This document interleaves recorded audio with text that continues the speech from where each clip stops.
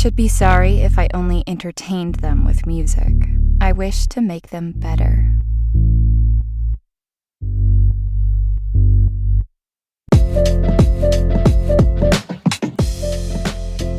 Hello, and welcome to the Basket Case Immersive on Robert Burridge. In this episode, we'll take a deep dive into some core themes from Robert's experiences to try and understand what's going on between our ears in those moments. When we shine a light on the human pitfalls at play, you can add action and awareness to your bag of trick shots next tournament. Think of everything you're about to hear as a jumping off point for you to discover what works for you and your own mental game. So take it or leave it. Also, the advice you're about to hear is conversational, not clinical. I am not a mental health professional or a sports psychologist, but I do believe that if you've ever had your mental game fail you, you are not weird. In fact, you're in good company. So let's get ready to flex our mental muscles and shake it off. Come on, y'all.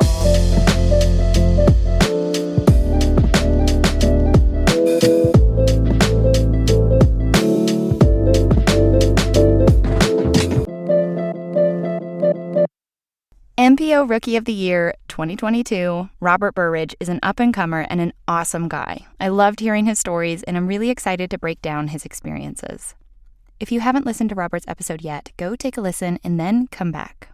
The first theme that stood out to me from Robert was music. He uses his playlist of 1,500 plus songs during practice rounds, or to set or alter his mood, or distract or occupy his System 1 thinking so he can get into a state of focus and flow. Here's what he said in the episode. Generally, I try to keep things calm but upbeat, where it's not as necessarily fast-paced as some rap or rock songs, but it's not like a super slow, sad song either. In 1977, Karagourgas and Terry studied the effects of music on performance and found that when competition in athletes' skills and abilities are close, music had the potential to elicit a small but significant effect on performance. Robert mentioned finding songs that put him in just the right mood for activating his flow state. What Robert is describing is called arousal regulation, and it is one of the 5 key ways in which music can influence preparation, and competitive performance. Those 5 things are: first, disassociation; second, arousal regulation; third, synchronization; fourth, acquiring motor skills; and lastly, the attainment of flow. So let's break those 5 down. First is dissociation. When you are playing a disc golf round or doing another kind of moderate exercise, the right song has the power to narrow your attention, in turn diverting the mind from any sensations of fatigue. This diversionary technique, known to psychologists as dissociation, lowers perceptions of effort. You're basically listening to music to distract yourself from what's happening. Listening to the right song affects your mood state to be more positive and distracts you from any fatigue and negative emotions such as tension, depression, and anger. This dissociative effect helped reduce perceived exertion on treadmill runners by 10%. However, they found that during a very taxing, high-intensity workout, that the benefit of dissociating from the discomfort dropped off. Listening to music in those situations did help you enjoy it more, even though it didn't make it feel easier to do. Which leads into the next item, arousal regulation. We've talked on the podcast before about things you can do to give your mental game what it needs in that moment, whether that's psyching you up with something fast-paced after a par streak and you need to score, or psyching you down with something slow and soothing to calm your nervous system, to loosen up, relax, and tap into your muscle memory. Music alters our emotional and physiological arousal, so it makes a perfect sedative or stimulant and can be deployed on demand. 2-time Olympic gold medalist Dame Kelly Holmes used soulful ballads like Alicia Keys' Killing Me Softly in her pre-event routine at the Athens Games of 2004. Not only do our physiological processes tend to react sympathetically to music's rhythmical components, i.e. fast tempos help us raise our frequency and intensity, and slow tempos allow us to pause, breathe, and relax, but it is often lyrics or extra musical associations that make an impact on our emotions. Have you ever been in a round and found yourself playing a song on repeat to help distract or soothe you? I absolutely did this once at a tournament I played in Vegas, where I listened to Harry Styles' As It Was, literally on repeat, every round for 2 days. It was the upbeat vibe and certain lyrics and themes I could latch onto to focus into my body. Lyrics like, "Holding me back, gravity's holding me back," put me in this fighter's mood to throw as far as I possibly could on my drive to prove everything wrong, even a force like gravity. Lyrics like, "I want you to hold out the palm of your hand, why don't we leave it at that?" calmed me down on the putting green and reminded me to just paint the pole in a simple motion, and that if I just got the putt in, I wouldn't have to putt twice. It's a simple move, just get it in and get out. This song isn't like a favorite song of mine or anything, but that weekend, that tournament, those shots, it's what I needed. I won that tournament separating myself and being the only one to shoot under par the last round. The third key way music helps with performance is synchronization. Research has consistently shown that synchronization of music with repetitive exercise is associated with increased levels of work output. This is like those factory workers singing some kind of like tune to help them work faster, but it also applies to such activities as rowing, cycling, cross-country skiing, and running. Musical tempo can regulate movement and thus prolong performance. Synchronizing movements with music also enables athletes to perform more efficiently, again, resulting in greater endurance. In a recent study, participants who cycled in time to music found that they required 7% less oxygen to do the same work as compared to cycling with background, asynchronous music. The implication is that music provides temporal cues that have the potential to make athletes' energy use more efficient. Another study found that motivational synchronous music improved running speed by about 0.5 seconds in a 400-meter sprint compared to a no-music control. There was an Ethiopian distance runner famous for setting world records who ran to the song Scatman. He selected that song in particular because the tempo perfectly matched his target stride rate and allowed him to establish a steady, efficient running cadence. The fourth key is the acquisition of motor skills. This kind of brain-body connection is patterned in your brain from the time you were a child. As a kid, you danced and played to music, and those instances created opportunities to explore different planes of motion and improve and wire your future coordination. Now as an adult, music can guide your body through effective movement patterns and makes the learning environment more fun, increasing your intrinsic motivation to master key skills. The lyrics from well-chosen music can reinforce essential aspects of fine motor technique, like the song Push It by Salt and Peppa. I said that so stupidly. Helps a track athlete doing the shot put to reinforce the idea that the shot should be put, not thrown. Or me hearing Mr. Styles say hold out the palm of your hand to reinforce my wrist finishing at the pole on my putting stroke. We are going to hear the last key way music can improve your game by entering flow states and how to literally shake off a bad shot after a quick ad break. Stay with us.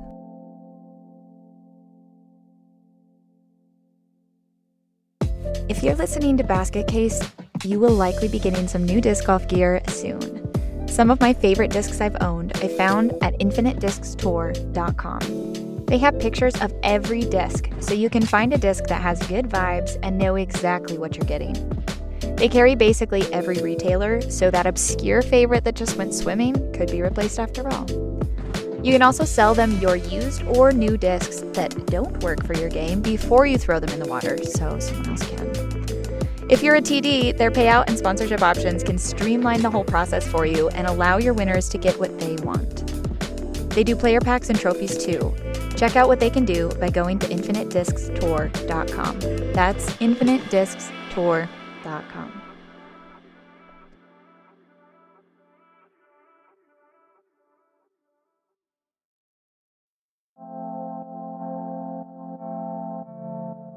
Wildpack Sports wants to help people get outdoors and thrive through adventure, sport, and mindfulness. If you're looking for more control or stamina in stressful situations, Their mindfulness sessions can help you develop habits to use on and off the course. Whether you're staring down a 30-footer for the win or surviving a trip to the grocery store with your kids, a lesson on breathwork, mindfulness, or a cold plunge can give you the tools you need to thrive. Sessions can be in person or virtual, so get started today by going to wildpacksports.com. Wildpack Sports, control the moment, control the outcome.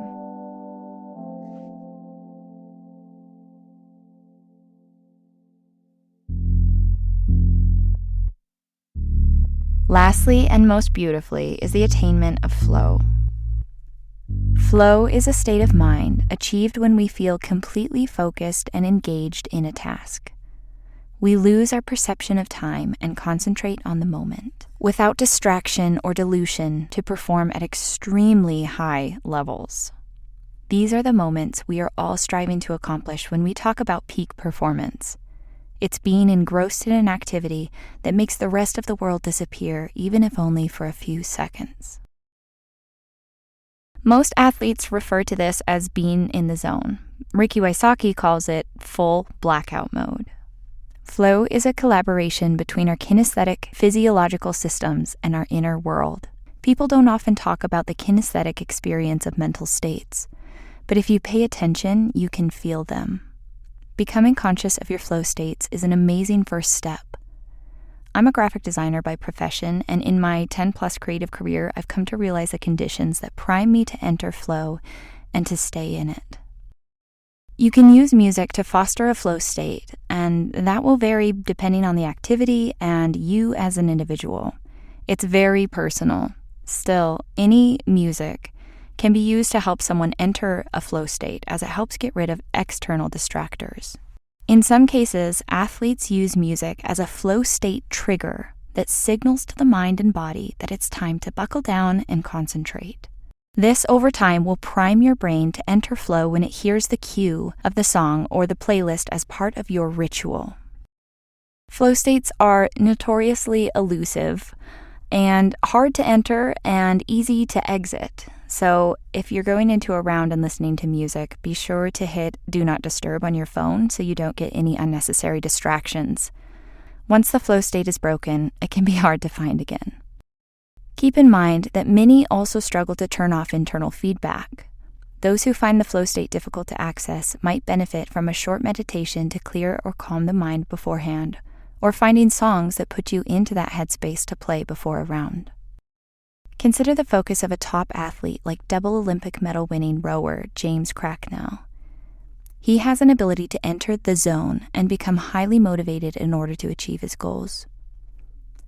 One technique that Cracknell used was to listen to loud rock music just before competition in order to create an optimal mindset for his race. Cracknell's musical preferences steered him towards things like the Red Hot Chili Peppers, but music is so personal, so consider what kind of music you love and the kinds of music that gets you motivated into your winning mindset.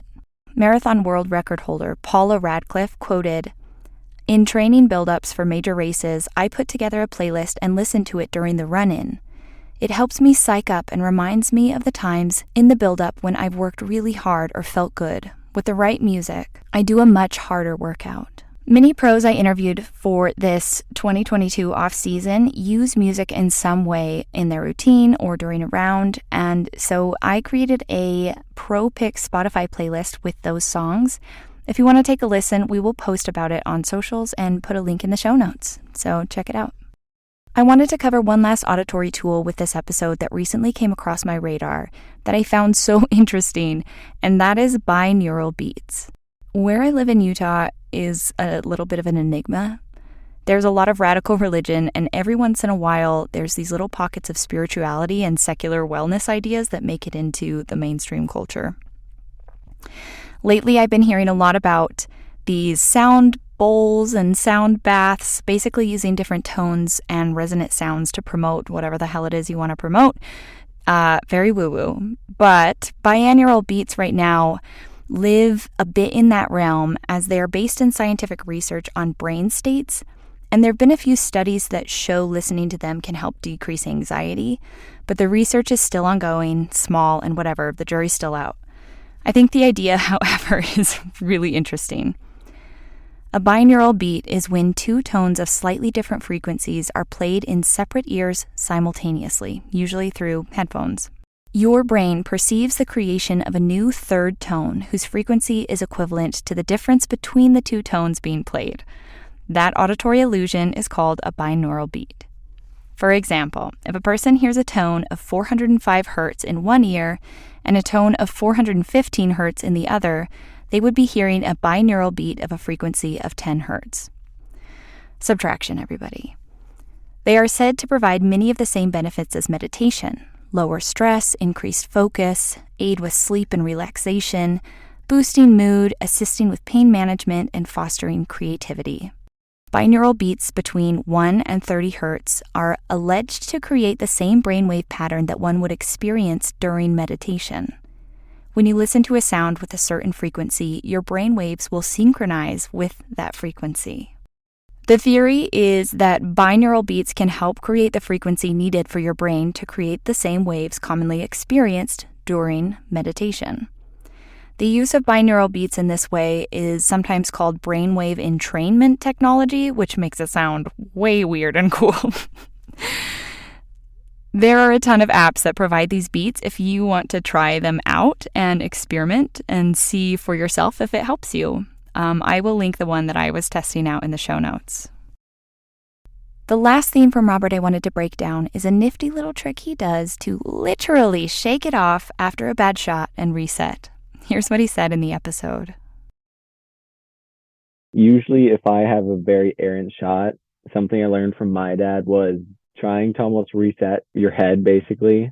And so what I do is like I take off a hat, because I'm always wearing a hat, and literally just like shaking your head for like a second or 2 seconds and just like getting yourself to refocus in and be like, all right, you know these shots, you just have to execute them. Literally shake it off and then put it back on and start fresh. Exactly. It really is just like shake it off, reset, and keep playing the way you know how to play. I love this strategy of physically acting out something you want your brain to adapt. It's strengthening that brain-body connection and priming your brain to do what it needs to. We can influence what happens to the subconscious without even realizing it through the psychological principle of priming. Priming is an unconscious process where exposure to one stimulus influences the reaction to a subsequent one. Without conscious awareness, the brain makes representations and associations that often shape our thoughts or actions. The power of priming is not new. Vance Packard's groundbreaking work, The Hidden Persuaders, published in 1957, explored the psychological and subliminal techniques used in advertising. Since then, we have a wealth of research illuminating how unconscious processes like priming influence our thoughts, emotions, and behaviors. Even simple actions can shape our emotions and how we feel. For example, college students were asked to read the Far Side cartoons, you know, those like weird calendar, whatever, silly caveman things, and rate them for humor. One group was asked to read them while holding a golf pencil horizontally between their teeth, forcing them to kind of make a smiley face with their mouth. A second group was asked to read them holding a golf pencil vertically, forcing a frowning expression, which sounds so crazy. Those holding a pencil between their teeth horizontally rated the same cartoon significantly funnier than the other group.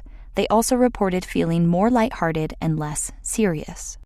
Your mental game can benefit from any small action that reinforces a mental mantra or state of mind you want to achieve, as it creates the ritual and the visualization. One baseball pitcher would always, without fail, physically wipe the slate clean after a bad pitch by smoothing the dirt in front of the mound with his foot before his next attempt. And this signaled to his body that it can forget that and start fresh. Similarly, power poses have a brain-body function. Amy Cuddy's research found that high power poses, like standing with your legs wide and your arms stretched wide above your head, and holding that for just 2 minutes, decreased cortisol levels by 25% and raised testosterone by 20%. That's huge. That is a dramatic shift on a biochemistry level in the body from this simple physical action, triggering the psychological response you want by giving your brain physiological cues. I want to thank Robert again for a great episode. He had a lot of good tips and tricks and a lot of fun experiences. That's it for today, everyone. Go out there, and if things go sideways, shake it off, especially if you're a Swiftie. As always, sources for this episode are linked in the show notes, so check those out. Thank you so much for listening. And until next time, no guts, no glory, no brains, no chains. Goodbye.